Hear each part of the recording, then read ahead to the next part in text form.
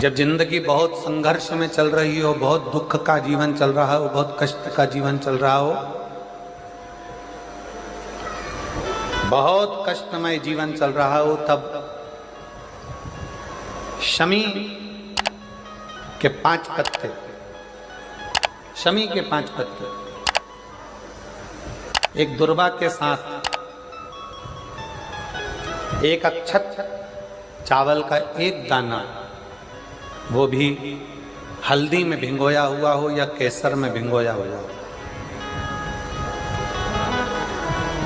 शमी पत्र 5, एक दुर्वा, एक चावल का दाना, जो दिल से हृदय से बेलपत्री के वृक्ष के नीचे पार्थिव लिंग का निर्माण कर कर मट्टी का शिवलिंग बनाकर प्रदोष काल में, मतलब शाम के समय पर शिवलिंग बनाकर उस पे जल चढ़ाकर, जो ये 5 शमी का पत्र, एक दुर्वा और एक चावल का दाना अपनी कामना कर कर, जो दुख चल रहा है बाबा से विनय कर कर एक एक पत्ता जब समर्पित कर दे, फिर एक दुर्वा समर्पित कर दे, फिर एक चावल का दाना समर्पित कर दे और बाबा का वहीं पर पुनः विसर्जन कर दे, 3 महीना तो जाने दो, 15 दिन के अंदर वो दुख कटता जरूर है, चाहे कोई भी दुख,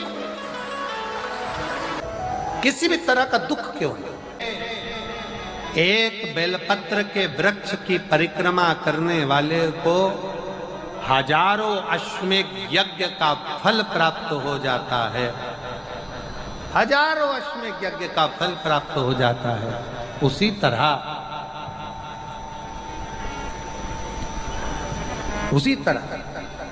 एक पार्थिव लिंग का निर्माण करने वाले को, मिट्टी का शिवलिंग का निर्माण कर कर पूजन करने वालों को 12 ज्योतिर्लिंग के शिवलिंग के दर्शन का पुण्य फल प्राप्त। बहुत ध्यान लगाकर सुनिएगा। एक बेलपत्री और उस बेलपत्री में एक चंदन की बिंदी और एक अक्षत का दाना मात्र रखकर भी अगर शिवालय पर चढ़ा दी जाती है, एक बेलपत्री, एक चंदन का बिंदी, और चंदन फिर निवेदन करेंगे। आज के जमाने में तुम लोग सब घिसा घिसाया, पड़ा पड़ाया, डब्बी का सामान ले लेकर, वो नहीं, चंदन की एक मुठिया रखो, थोड़ा सा भी घिसो, जरा सा भी घिसो, उसकी एक बिंदी और एक चावल का दाना जब हम भगवान देवाधिदेव महादेव को समर्पित करते हैं, अपनी कामना कर कर समर्पित करते हैं, तो निश्चितता है, पुराण की कथा कहती है, शंकर भगवान उसका फल शीघ्र प्रदान कर देते हैं। भले आपने कुछ करा ना करा, उसका फल तुम्हें मिल जाता है। में जाना, लोटा भरकर जल समर्पित करना, और कभी तुम्हारे जीवन में अगर तुमको लग रहा है कि मैं दुखों से पीछा छूट ही नहीं रहा, तब उस जगह पर बेलपत्री के मध्य भाग में पीला चंदन, ये जो पत्ती है और ये 2 पत्ती हैं, ये बड़ी पत्ती और ये बीच की जो 2 पत्ती हैं, इसके बीच में जो डंडी का भाग रहता है, जो बीच में डंडी का जो भाग है, बड़ी पत्ती और ये 2 छोटी पत्ती के मध्य में जो डंडी का भाग है, उस डंडी के भाग में पीला चंदन और एक अक्षत पीला, शंकर भगवान को आप अगर प्रदोष काल में समर्पित कर रहे हैं, तो ये निश्चित है कि धीरे धीरे कर कर वो दुख समाप्त होगा, वो दुख कटेगा ही। प्रगत वर्णन किया गया शंकर भगवान की आराधना में, शिव की आराधना में, जब तुम्हें लगता है कि तुम्हारा व्यापार नहीं चल रहा, कोई तुम्हें धोखा दे रहा है, लक्ष्मी नहीं आ रही, बहुत चिंता में पड़े हुए हो, बहुत टेंशन में जिंदगी चल रही है, बहुत बीमारियां तुमको घेर ली है और चारों तरफ अंधेरा ही अंधेरा नजर आ रहा है, तुमने विचार करा अब मैं तो मर जाऊं तो अच्छा, मैं सुसाइड कर लूं तो अच्छा, मैं मर जाऊं तो अच्छा, तो मरने से पहले एक काम कर कर देखना, शंकर भगवान की आराधना कर कर देखना, शिव पर एक लोटा जल चढ़ा कर देखना, और ज्यादा चिंता, ज्यादा टेंशन हो तो बेलपत्री के जड़ को घिसकर उसका चंदन बनाकर शंकर को लेपन कर कर उसकी भी आराधना कर कर देखना कि बेल चंदन का फल क्या। बेलपत्र, एक बेल, ये कोई साधारण नहीं, एक बेलपत्र एक बेल, ये कोई साधारण नहीं, एक बेल। इसकी नीचे की डंडी से लेकर ये दो पत्तियां जहां लगी हैं और दो पत्ती से लेकर ये बीच की जो पत्ती है उसमें जो गैप है, उसमें जो जगह है, दिख रही है आपको? ये दो पत्ती से लेकर बीच की पत्ती के बीच में जो जगह खाली रहती है, 33 कोटि देवी देवताओं विराजमान रहते हैं इस बीच की जगह में। जब शिव जी को चढ़ाया जाता है तब इस पत्ती के बीच की जगह शंकर के शिवलिंग पर रखा जाता है। तो शिव जी इतने प्रसन्न होते हैं कि मेरी स्तुति करने के लिए ये भक्त 33 कोटि देवताओं को लेकर आया है मेरी स्तुति करने के लिए। लोग चावल लाए, लोग अंबारियां लाए, धन लाए, दौलत लाए, संपदा लाए, पर एक शंकर का भक्त ऐसा होता है जो एक बेलपत्री के रूप में 33 कोटि देवताओं को, 64 योगिनियों को, आदि शक्तियों को शंकर को समर्पित करता है। कितना सुंदर संवाद है, कितना सुंदर बात कही कि भूल से भी किसी तीर्थ में नहीं गए, कहीं हमने गौदान नहीं करा, कहीं हम किसी तीर्थ में नहीं गए, हमने कहीं गौदान नहीं करा, हमने कहीं ब्राह्मण भोजन नहीं कराया, हम कहीं गंगा यमुना कावेरी सरस्वती नर्मदा छिपरा पुण्यवान नदी में हम स्नान नहीं कर पाए। शिव महापुराण की कथा कहती है भूलवश भी अगर पिपलेश्वर या बटकेश्वर किसी शिवालय पर भूल से भी अगर एक लोटा जल चढ़ जाता है तो देव अधिदेव महादेव सारे तीर्थों का फल अपने आप प्रदान कर देते हैं। भूल से भी चढ़ जाए।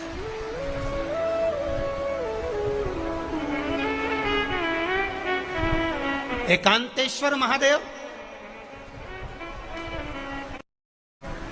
किसी तीर्थ में नहीं गए, कहीं हमने गौदान नहीं करा, कहीं हम किसी तीर्थ में नहीं गए, हमने कहीं गौदान नहीं करा, हमने कहीं ब्राह्मण भोजन नहीं कराया, हम कहीं गंगा यमुना कावेरी सरस्वती नर्मदा छिपरा पुण्यवान नदी में हम स्नान नहीं कर पाए। शिव महापुराण की कथा कहती है भूलवश भी अगर पिपलेश्वर या बटकेश्वर किसी शिवालय पर भूल से भी अगर एक लोटा जल चढ़ जाता है तो देव अधिदेव महादेव सारे तीर्थों का फल अपने आप प्रदान कर देते हैं। भूल से भी चढ़ जाए।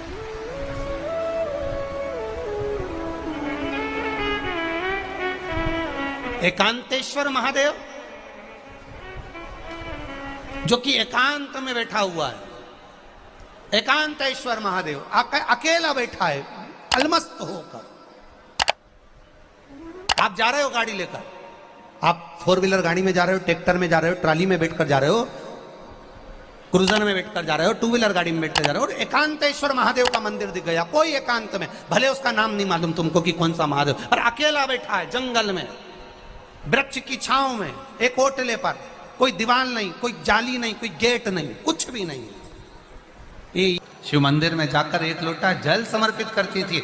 और शास्त्र कहता है कि शंकर के मंदिर में अगर एक लोटा जल कोई एक परिवार का व्यक्ति भी समर्पित कर रहा है तो समझ लेना कि वो अपनी 71 पीढ़ी को पार लगा रहा है। वो अकेला नहीं, 71 पीढ़ी को पार लगा रहा है। शिव महापुराण की कथा कहती है जब बच्चा गर्भ में आता है, माता के गर्भ में जब संतान आती है और माता के गर्भ में जब संतान रहती है, उस 9 महीने में स्त्री नारी अगर कहीं शंकर के मंदिर के सामने से निकल जाए या शिवालय का जल स्त्री को मिला हो या शंकर भगवान का कोई प्रसाद या शंकर भगवान का कोई नाम जाप या शंकर भगवान का कोई मंत्र जाप उस स्त्री के कानों में पहुंच जाए तो जो गर्भ में बच्चा होता है वो बच्चा शंकर की कथा तक या शिवालय तक उसको बिना बोले ही वो अपने आप चला ही जाता है, पहुंच ही जाता है।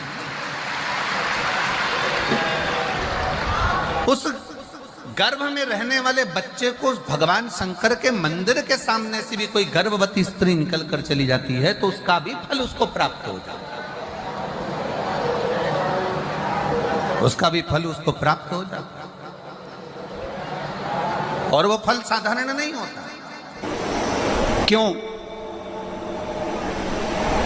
बेलपत्री को जब भी चढ़ाया जाता है तो पीछे की डंडी पकड़कर नहीं चढ़ाया जाता। बेलपत्री को चढ़ाने के लिए मध्य भाग को, जैसे यह बेलपत्र होता है तो इसका मध्य की जो डंडी होती है, मध्य भाग होता है बेलपत्री का, तब मध्य भाग को पकड़कर हम भगवान शंकर को बेलपत्र समर्पित करते हैं। कोई भी बेलपत्र ऐसे नहीं चढ़ाता कि डंडी पकड़ के चढ़ा दिया, फिर पीछे की डंडी पकड़ के चढ़ा दिया, फिर पीछे की डंडी पकड़ के चढ़ा दिया, फिर डंडी पकड़ा, फिर चढ़ा दिया ना। मेरे देवादिदेव महादेव को जब भी बेलपत्र चढ़ाया जाता है तो मध्य भाग, पीछे की डंडी पकड़कर नहीं, मध्य भाग से भगवान शंकर को बेलपत्र समर्पित किया जाता है। मध्य भाग से जब भी पकड़ेंगे तो मध्य भाग को पकड़कर बेलपत्र समर्पित करेंगे। क्यों?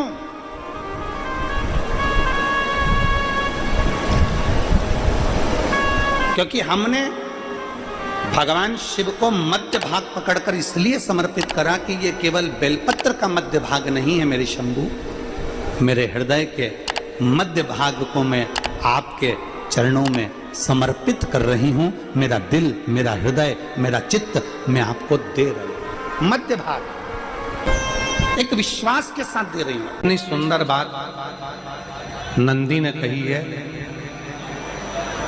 नंदी ने ये बात जो कही वो वास्तव में बड़ी सुंदर है कि मान लो यदि कोई कार्य तुम्हारा हो नहीं रहा और पूरी दुनिया में तुमने कर कर देख लिया, बहुत प्रयास कर कर देख लिया, तो भी वो कार्य अगर तुम्हारा नहीं होता, तो फिर एक काम करो कि शिव की स्तुति करो, शंकर की स्तुति, शंकर का गुणगान, शंकर की भक्ति, शंकर का स्मरण।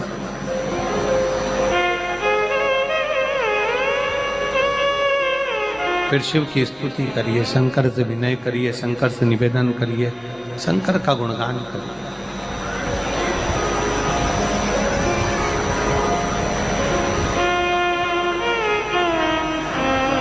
पर भगवान की भक्ति होती कब? जितने आस्था चैनल पर कथा सुन रहे हैं, जितने फेसबुक यूट्यूब पर कथा सुन रहे हैं, जितने पंडाल में बैठकर शिव भक्त कथा को रसपान कर रहे हैं, उनसे निवेदन करूंगा कि शंकर की भक्ति होती कब है? शंकर का स्मरण कब होता है? शंकर की भक्ति कब होती है? शंकर की कथा सुनने में मन कब लग सकता है? जब अपने भीतर की अभिमत्ता, अपने भीतर का अहम, अपने भीतर का अहंकार, अपने भीतर की आसक्ति, अपने भीतर का काम, अपने भीतर की तृष्णा जब दूर हो जाए तो समझो कि आप शिव में मन लगा बैठे। कितने सारे लोग बैठे हैं यहाँ पर कथा में, सब पंडालों के अंदर लोग शिव भक्त बैठे हुए हैं। कई लोग ऐसे भी होंगे जिनका आकर बैठ तो गए पर दिल नहीं लगता। दो जल व्यक्ति के जीवन को बदलते। कितने जल? जम के बोलो जरा। दो जल। एक देवादिदेव महादेव के लिए भरा गया एक लोटा जल और दूसरा है स्वयं के लिए भरा गया एक लोटा जल। यहाँ पर अगर बुजुर्ग मेरी माताएं बैठी होंगी, मेरी जीजियाँ बैठी हैं, मेरे जीजा बैठे हैं, बुजुर्ग जितनी माताएं बैठी हैं, वो पुराने समय का अगर लेख उठाकर देखेंगे तो पुराने समय के लोग भोजन करने बैठते थे ना, तो भोजन करने से पहले अपने पानी के लोटे को भरकर, अपना गिलास भरकर बैठते थे। किसी ने देखा है कि नहीं देखा? जम के बोलो जरा, देखा है आप लोगों ने? पुराने समय के लोग जब भोजन करने बैठते थे, पुराने समय के लोग जब भोजन करने बैठते थे तो अपना पानी का गिलास, अपना पानी का लोटा पहले भरकर आसन लग जाता था। बहू आसन लगा देती थी, बहू खाना बना देती थी, घर की पत्नी खाना बना देती थी, भोजन बना देती थी, घर के लोग भोजन दे देते थे। थाली कोई भी लगा कर ला कर दे, थाली कोई सजा कर ला कर दे, पर घर का जो व्यक्ति खाना खाने बैठता था, भोजन करने बैठता था, वो अपना पानी स्वयं भर कर बैठता।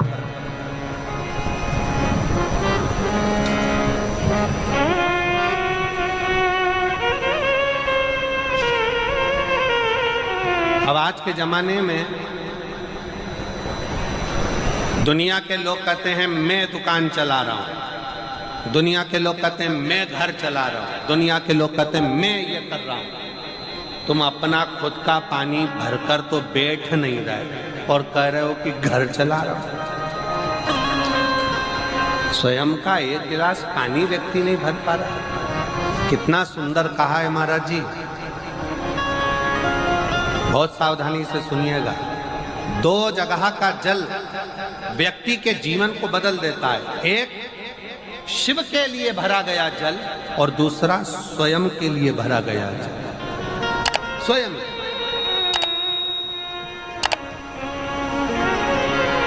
शंकर के मंदिर में जा रहे हो, एक लोटा जल अपने घर से भरकर लेकर चले जाओ और अपने घर में जब तुम भोजन करने बैठ रहे हो, जब तुम रोटी खाने बैठ रहे हो, भोजन करने बैठ रहे हो, भोजन ग्रहण करने बैठ रहे हो, जब तुम भोजन को ग्रहण करने के लिए बैठ रहे हो, तब अपने घर में जब तुम भोजन ग्रहण करने बैठ रहे हो तो एक लोटा जल या एक गिलास पानी भरकर बैठो। बहू अच्छी है, पानी भरेगी, मना नहीं है। बेटा अच्छा है, पानी भरेगा, मना नहीं है। पोता अच्छा है, पोती अच्छी है, नाती अच्छा है, पंती अच्छा है, घर में सब अच्छे हैं। तुम्हारी पत्नी भी अच्छी है, तुम खाना खाओगे तो वो पानी ला कर दे देगी। तुम्हारी बहू भी अच्छी है, तुम भोजन करोगे तो वो पानी ला कर दे देगी। तुम्हारा परिवार का हर व्यक्ति अच्छा है, तुम्हारा कहना मानता है। तुम जिमने बैठोगे, भोजन करने बैठोगे तो वो पानी ला कर देगा। पर शिव पुराण की कथा कहती है, जो व्यक्ति भोजन करते समय अपना जल स्वयं भर कर बैठता है, उसकी जिंदगी में से 3 रोग समाप्त हो जाते हैं। कितने रोग समाप्त हो जाते हैं? 3। पहला, अपना जल स्वयं भर कर बैठने वाले के घुटने का कभी भी डॉक्टर उसके घुटने बदलने का बोलेगा ही नहीं, घुटना बदल ही नहीं सकता। स्वयं का जल भर कर बैठो। दूसरे नंबर पर, जिसकी रीढ़ की हड्डी में कमर से लेकर कंधे तक जिसकी हड्डी में दर्द होता हो, या जो सुबह सुबह सोकर उठता हो और उसके कंधे दुखते हो या पीठ दुखती हो। दूसरे नंबर का रीढ़ की हड्डी का दर्द। और तीसरे नंबर का, डॉक्टर को दवाई खा खा कर परेशान हो गए और आधा सिर का रोग, भुकुटी, ये भौएं दुखती हो, सिर दुखता हो, ये कान के पास का दर्द होता हो, तो अपना भोजन करते समय अपना पानी स्वयं भर कर बैठो। आपको ये 3 रोग से मुक्ति अपने आप मिलना प्रारंभ हो जाए, अपने आप। अब किसी ने कहा, गुरुजी पत्नी पानी ला कर देती है, पति पानी ला कर देता है, बेटा पानी ला कर देता है, बहू पानी ला कर देती है, पोता पोती पानी ला कर देते हैं, नाती पंती पानी ला कर देते हैं, नौकर लगे घर में वो पानी ला कर देते हैं, सेवादार लगे घर में वो पानी ला कर देते हैं, तो हमको पानी लाना क्यों जरूरी है? तो अग्नि पुराण में वर्णन आता है कि जो घर में पानी जिस मटके में भरते हो, जिस हंडे में भरते हो, जिस बाल्टी में भरते हो, जिस टंकी में पानी भरते हो, पीने का पानी जिस हंडे में, मटके में, बल्टोई में, जिस गगरे में तुम भरते हो, वो स्थान पितरों का स्थान रहता है। जब हम पानी भरकर भोजन करने बैठते हैं तो हमारे पितर भी उस स्थान पर आकर निश्चित जगह पर बैठते हैं, और जब हम भोजन ग्रहण करते हैं तो हमारे पितरों के भाव का आशीर्वाद हमारे ऊपर पड़ जाता है, जिससे हमारे 3 दर्द समाप्त हो जाते। स्वयं भरो, स्वयं।